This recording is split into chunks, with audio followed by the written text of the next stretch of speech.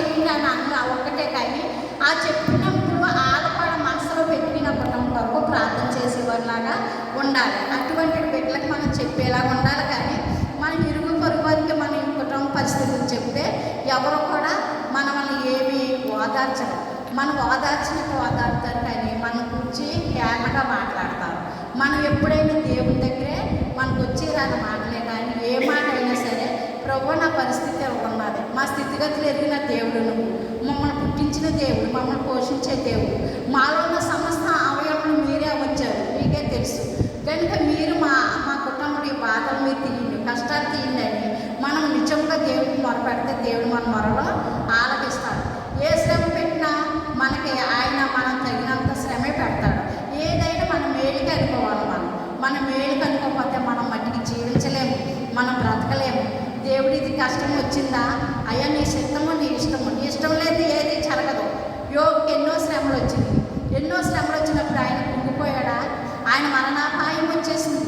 ఆయన శరీరం గోకుంటానికి గోర్లు కూడా లేవు, శిలపెంకులతో కూడా గోకున్నాడు. అట్టి పరిస్థితుల్లో కూడా దేవుణ్ణి ఆయన ఏమీ దూషించలేదు. భార్య వచ్చైతే దూషించింది, కానీ ఆయన ఏమీ దూషించలేదు.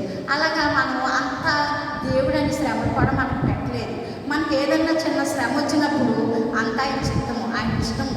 నేను అలాగే చిన్న వాక్యాన్ని బట్టి మేము ఎంతగానో ఆదరణ పడతాము. యోగు 14 అధ్యాయం ఒక్కసారి చదవడం నా జీవితంలో జరిగిందని మాకు చెప్తున్నాను.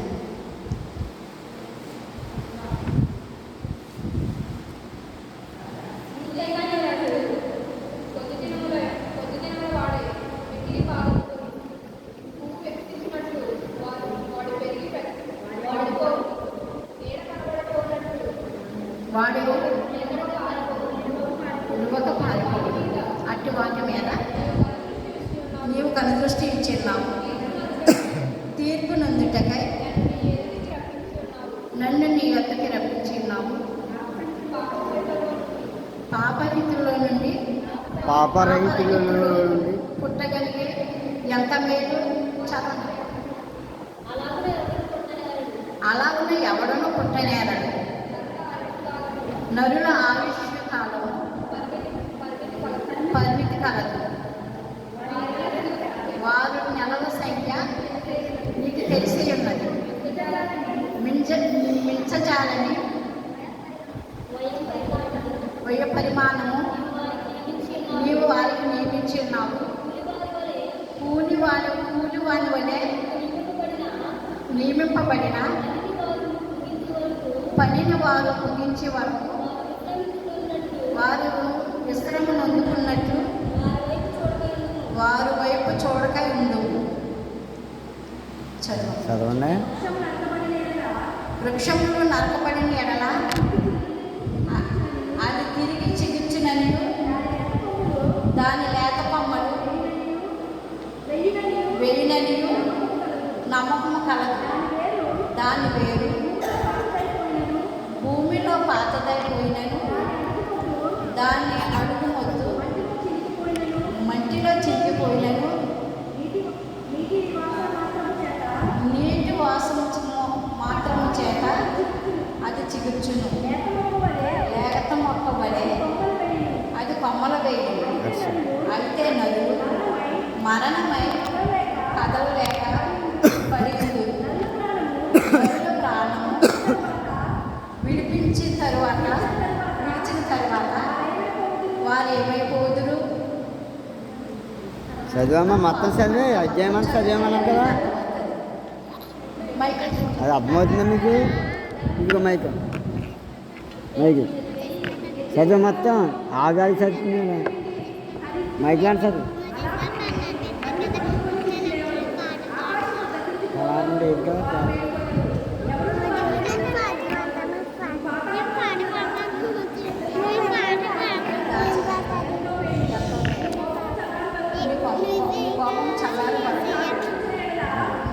మైక్రోఫోన్ చదవమ్మా.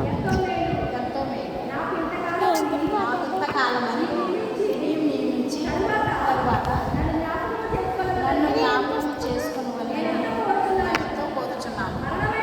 మరణమైన తరువాత నరులు బ్రతుకుదురా? అలాగుండిన ఎడల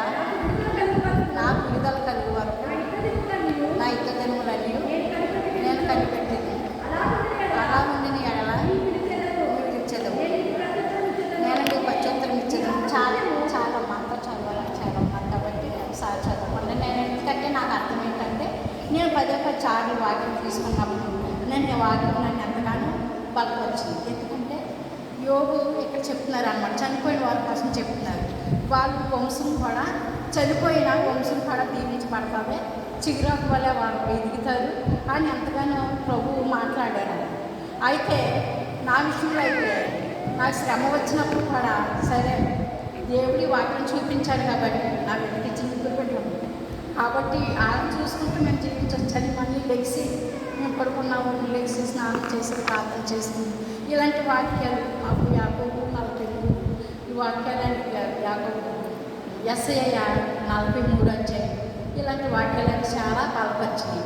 కాబట్టి వాక్యమందు దేవుడు మన శ్రమ కలిగినాను మనం ఆయన పాటలు పాడేవాళ్ళుగాను, మన శ్రమ కలిగినాను ఆయన్ని స్తుతించే వాళ్ళుగాను మనం ఉండాలన్నమాట. మనం ఉన్నప్పుడు యోగు కన్నా మనం శ్రేష్ఠులం కాదు, భక్తులం కాదు. కానీ ఇలాంటి బిడ్డలు తెలుసుకున్నప్పుడు ఆయన ఎంతగానో శ్రమ పడ్డాడో ఈ శ్రమను బట్టి ఆయన కృంగిపోలేదు. మనకు అంత శ్రమలు ఇవ్వలేదు కదా దేవుడు.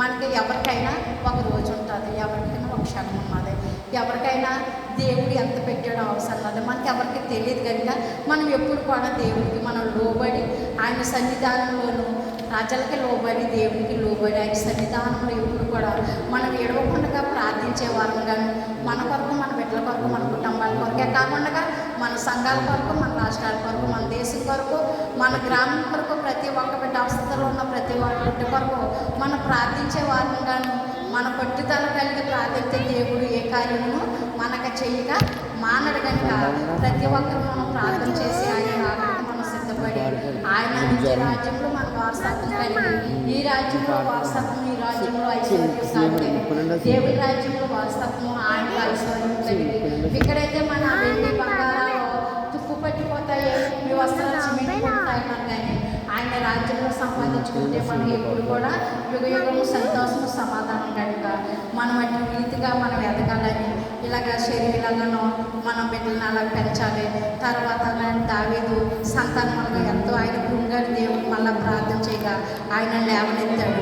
అలాగే మనం కూడా ప్రార్థన చేసి మనం కుటుంబాలు మనం కూడా దేవుడు మన లేవనెత్తాడు. కనుక మనం ప్రార్థన కొట్టి విధంగా ప్రార్థన చేసినప్పుడు దేవుడు ఎంతగానో మనం ఆశీర్వదించాడు. ఈ కొద్ది వాక్యం దేవుడు దీవించింది కాక ఆమేన్.